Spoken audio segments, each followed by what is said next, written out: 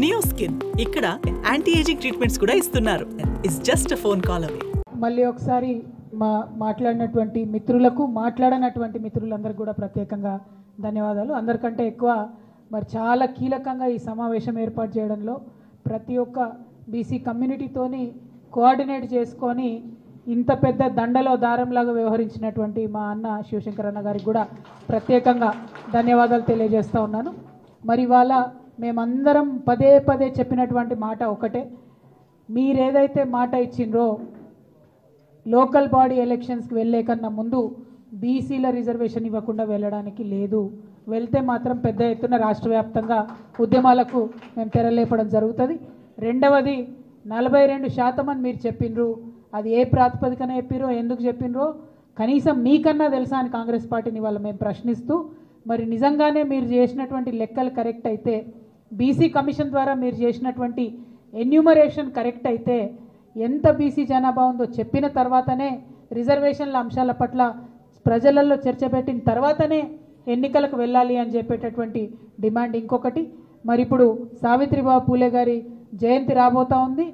ఆనాడు చాలా పెద్ద ఎత్తున ఒక మహాసభను మేము ఇందిరా పార్క్ దగ్గర నిర్వహిస్తాం. ఇట్లా ఇప్పుడు వచ్చినటువంటి వారందరూ ఒక వ్యక్తులు కాదు, ఒక్కొక్క శక్తి. మరి ఆ సమాజాలన్నీ కూడా ఆనాడు కదిలి రావాలని చెప్పి నేను కోరుతా ఉన్నా. ఆ వేదికగా ఇంకా పెద్ద ఎత్తున మనకున్నటువంటి సమస్యలు, మనం కోరుకునేటటువంటి అంశాలు అన్నిటినీ కూడా ఎండగట్టి మరి ఇక్కడ రాష్ట్ర ప్రభుత్వం పైన, అక్కడ కేంద్ర ప్రభుత్వం పైన ఇద్దరి మీద కూడా ఒత్తిడి తీసుకురావాల్సినటువంటి అవసరం ఉంది. కేంద్రంలో ఉన్నటువంటి బీజేపీ ఇవాళ జనాభా గణన చేస్తే తప్పకుండా అందులో కులగణన ఉండాలి. కేవలం ఒకే ఒక పెన్ స్ట్రోక్తోని today Narendra Modiji and BJP government at the center can change the fate of crores of backward class community in this nation. So we demand a column for a caste census should be included in the census that is going to be conducted next year. We demand from Telangana, among all these BC communities, we demand that the caste census should be done in this country.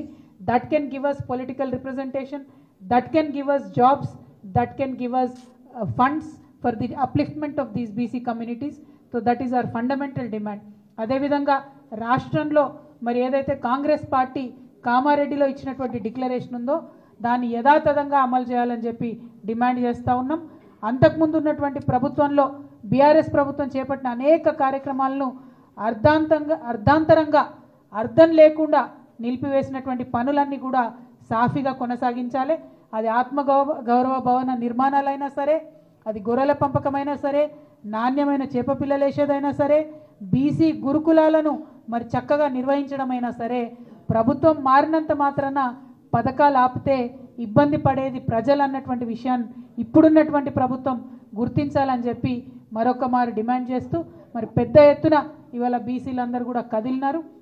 బహుజనులందరూ కూడా కదిలితే మరి ఎట్లా ఉంటుంది అనేటటువంటి విషయం ఇవాళ ఒక ట్రైలర్గా శాంపుల్గానే చూపిస్తూ ఉన్నాం.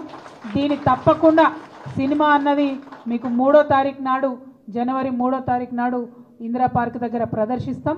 మా డిమాండ్లను యథాతథంగా ప్రజల పక్షాన ఆలోచించి నిర్ణయం తీసుకోవాల్సిందిగా ఈ ప్రభుత్వాన్ని కోరుతూ, జై తెలంగాణ, జై తెలంగాణ, బీసీల ఐక్యత, బీసీల ఐక్యత, జై బీసీ, జై జై బీసీ, జై పూలే, జై జై పూలే, జై తెలంగాణ, జై జై తెలంగాణ. సుమన్ టీవీలో మీ పర్సనల్ అండ్ బిజినెస్ ప్రమోషన్స్ కోసం కింది నెంబర్కి కాంటాక్ట్ చేయండి.